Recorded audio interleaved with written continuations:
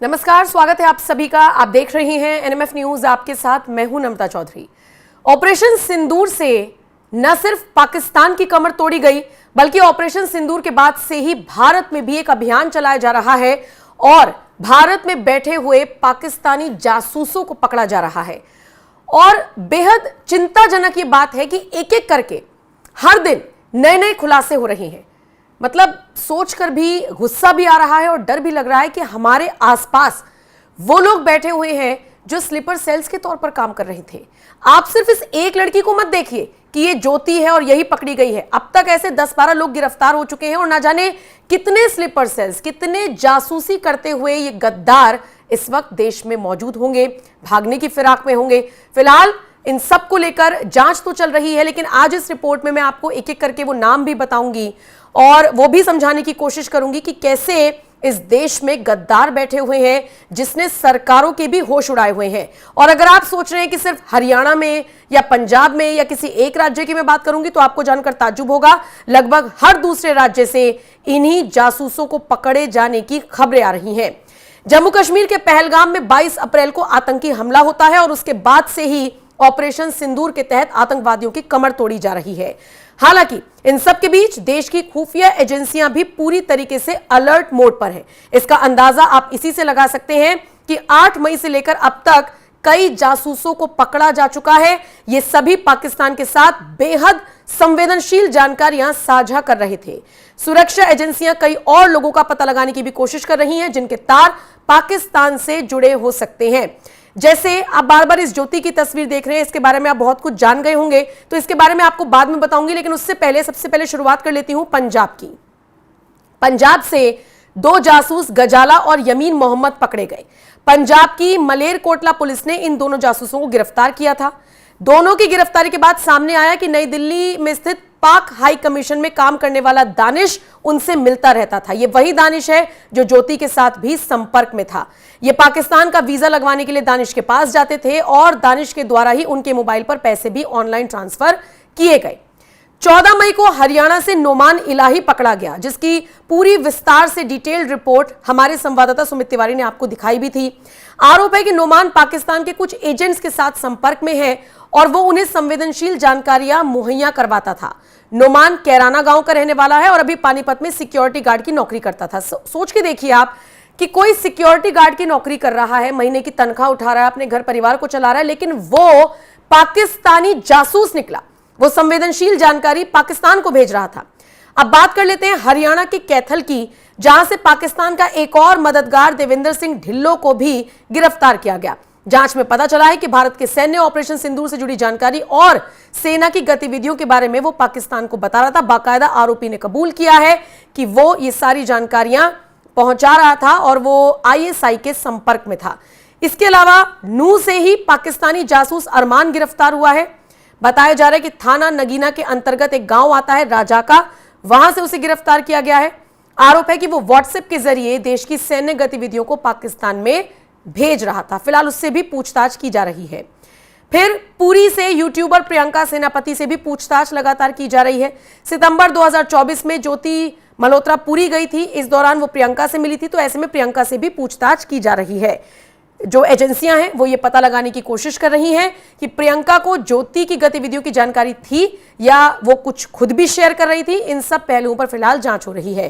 फिर इसमें एक और यूट्यूबर नवांकुर चौधरी का नाम भी सामने आया है, जिस पर जासूसी करने का आरोप लगा है। इसके अलावा यूपी के रामपुर से शहजाद गिरफ्तार हुआ है। शहजाद पर भी आरोप लगा है कि वो बहुत सारी ऐसी जानकारियां अपने आकाओं को दे रहा था जो भारत के लिए खतरा साबित हो सकती थी। आपको बता दें वो कई बार पाकिस्तान जा चुका था।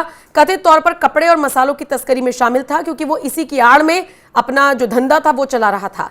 इसके अलावा मोहम्मद मुर्तजा अली जालंधर से गिरफ्तार हुआ है और भी ऐसे कई नाम है। मतलब आप ये देखिए, ऐसी लिस्ट आई है, ये तो मैंने आपको कुछ 7-8 नाम बताए हैं। इसके अलावा सुखप्रीत सिंह का भी नाम आया है, करणबीर सिंह का भी नाम सामने आया है। बाकी मुरादाबाद, सोचिए उत्तर प्रदेश के मुरादाबाद से भी एटीएस ने शहजाद नाम के इस शख्स को गिरफ्तार किया था जो जासूसी कर रहा था। मतलब कुल मिलाकर देखा जाए तो ये वो जासूस है जो भारत में रहकर, भारत का खाकर पाकिस्तान का गुणगान कर रहे थे।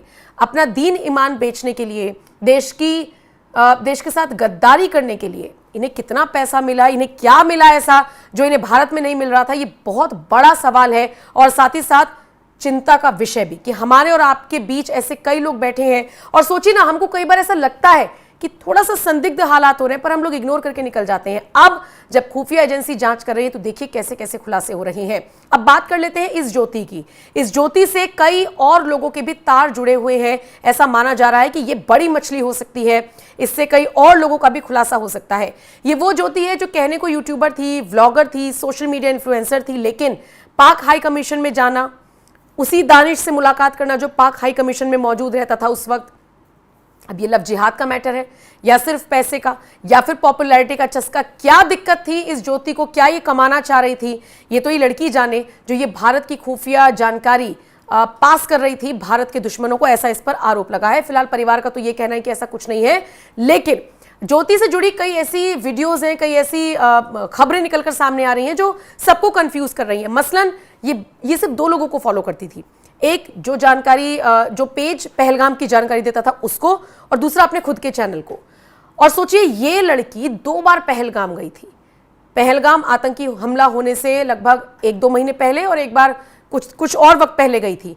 ये पहलगाम ही क्यों जा रही थी, वहीं पर जाकर व्लॉग क्यों बना रही थी, वहां की तस्वीरें जहां पर सिक्योरिटी रहती है नहीं रहती है, सारी चीजें ये किसे प्रोवाइड करा रही थी। डे 1, डे 2, डे 6, डे 7 ऐसे करके इसने व्लॉग बनाया हुआ था। फिलहाल ज्योति सारे सवालों के घेरे में है क्योंकि इसके खिलाफ कई सारे सबूत भी नजर आ रहे हैं। मैं आपको फिलहाल ज्योति का वो वीडियो दिखाती हूं जिसमें वो पहलगाम आतंकी हमले के बाद रोना धोना कर रही है, अपनी राय रख रही है। जरा सुन लीजिए कैसे फर्जीवाड़ा करते हैं ये जासूसी करने वाले। इसमें गवर्नमेंट की ही नहीं बट हर उस नागरिक की रिस्पॉन्सिबिलिटी है जो घूमने जाता है, जो जिसको वॉचफुल होना चाहिए। सिक्योरिटी मैं जानती हूँ कि कश्मीर में हर जर्रे जर्रे पर, चप्पे चप्पे पे सिक्योरिटी होती है, इतने आर्मी के, इतनी पुलिस के फोर्स होती है वहाँ पे। फिर भी अगर ये चीज़ हुई है तो कहीं ना कहीं हम भी कसूरवार हैं, हम भी दोषी हैं, क्योंकि ऑफ कोर्स ये चीज़ जो है वो हमारी बिना नॉट मतलब वॉचफुल नहीं थे हम, जिसकी वजह से ये चीज़ हुई। हम लोग को वॉचफुल होना चाहिए, हमें रिस्पॉन्सिबल होना चाहिए। अगर उन टेररिस्ट को कोई भी सपोर्ट कर रहा है तो उनको सपोर्ट कर रहे हैं तो वी आर नॉट इंडियन। अगर हम लोग ही करप्ट हैं, हम लोग ही गलत हैं, तो वो चीज़ बहुत ज़्यादा झकझोर करने वाली है। किसी भी कंट्री के लिए वो बहुत ज़्यादा गलत है। अगर किसी ने भी उन टेररिस्ट को सपोर्ट किया है तो बहुत गलत चीज़ है और उसमें हम खुद रिस्पॉन्सिबल हैं, हमारी गवर्नमेंट रिस्पॉन्सिबल है, क्योंकि वो उस सिक्योरिटी कहीं ना कहीं उनसे मिसिंग हुई। वो सिक्योरिटी वहाँ पर लैप्स हुई, कुछ तो गड़बड़ हुई जो जिस वजह से ये इतना बड़ा अटैक हुआ। और पहलगाम आतंकी हमले के बाद ज्ञान बांट रही ज्योति अगर जासूस निकलती है तो निश्चित तौर पर उसके आस पड़ोसियों को ही नहीं, हमें भी तकलीफ भी होती है और साथ ही साथ हैरानी भी होती है। सिर्फ यही नहीं, पाकिस्तान जाकर मरियम नवाज जैसे नेताओं से इसकी मुलाकात होना किस तरफ इशारा करता है, इसका अंदाजा आप खुद लगाइए। मैं आपको उसी वीडियो के साथ छोड़कर जा रही हूं। बाकी आपका इस खबर पर क्या कहना है और ये जो देश के गद्दार है, ये आंकड़े देखने के बाद आप क्या कुछ कहेंगे, कमेंट करके अपनी राय जरूर दीजिएगा। ਸਤਿ ਸ਼੍ਰੀ ਅਕਾਲ ਜੀ। ਸਤਿ ਸ਼੍ਰੀ ਅਕਾਲ। ਕਿਵੇਂ ਹੋ ਜੀ ਮੈਮ? ਮੈਂ ਬਿਲਕੁਲ ਠੀਕ, ਤੁਸੀਂ कैसे हो? ਮੈਂ ਬਹੁਤ ਵਧੀਆ। ਤੇ ਸਰ ਨੂੰ ਮੈਂ ਉਸ ਦਿਨ ਮਿਲੀ ਸੀ, ਬਹੁਤ ਚੰਗਾ ਲੱਗਿਆ। ਜਿਹੜੇ ਤੁਸੀਂ ਇੱਥੇ ਅਰੇਂਜਮੈਂਟ ਕੀਤੇ ਹੋਏ ਹੈ ਸਾਡੇ ਲਈ, ਉਹ ਕਾਬਿਲੇ ਤਾਰੀਫ ਹੈ। ਤੇ ਤੁਸੀਂ ਕੁਝ ਕਹਿਣਾ ਚਾਹੋਗੇ ਹਿੰਦੁਸਤਾਨ ਦੀ ਆਵਾਮ ਨੂੰ? ਮੈਂ ਤੇ ਤੁਹਾਨੂੰ ਸਭ ਨੂੰ ਜੀ ਆਇਆਂ ਨੂੰ ਕਹਿਣਾ ਚਾਹੁੰਦੀ ਹਾਂ। ਤੁਹਾਨੂੰ ਵਿਸਾਖੀ ਦੀ ਬਹੁਤ-ਬਹੁਤ ਮੁਬਾਰਕਬਾਦ। ਤੇ ਬੜਾ ਅੱਛਾ ਮੈਨੂੰ ਲੱਗਿਆ ਇੱਥੇ ਆ ਕੇ। ਔਰ ਮੈਂ ਚਾਹੁੰਦੀ ਹਾਂ ਕਿ ਇੰਡੀਆ ਦੇ ਜਿਹੜੇ ਪੰਜਾਬ ਦੇ ਸਾਡੇ ਭੈਣਾਂ ਨੇ, ਭਰਾ ਨੇ, ਬਜ਼ੁਰਗ ਨੇ, ਉਹ ਇੱਥੇ ਬੜੇ ਸ਼ੌਕ ਨਾਲ ਆਉਣ, ਉਹਨਾਂ ਵਾਸਤੇ ਇੱਥੇ ਆਸਾਨੀਆਂ ਹੋਣ, ਸਾਰਾ ਕੁਝ ਹੋਣ, ਸਾਰਾ ਕੁਝ ਹੋਵੇ। ਤੇ ਸਾਡੇ ਰਮੇਸ਼ ਸਿੰਘ ਅਰੋੜਾ ਸਾਹਿਬ ਨੇ ਜੀ, ਜੋ ਪਹਿਲੇ ਸਿੱਖ ਮਿਨਿਸਟਰ ਨੇ ਪਾਕਿस्तान ਦੇ, ਇਹਨਾਂ ਨੂੰ ਮੈਂ ਕਿਹਾ ਹੈ ਕਿ ਇਹਨਾਂ ਨੂੰ ਖੋਲੋ, लोगों को बुलाओ, ਇੱਥੇ सहूलियात पैदा करो ताकि लोग आए, आराम से रहें। बहुत खुशी हुई आपसे आज मिलकर। Thank you very much.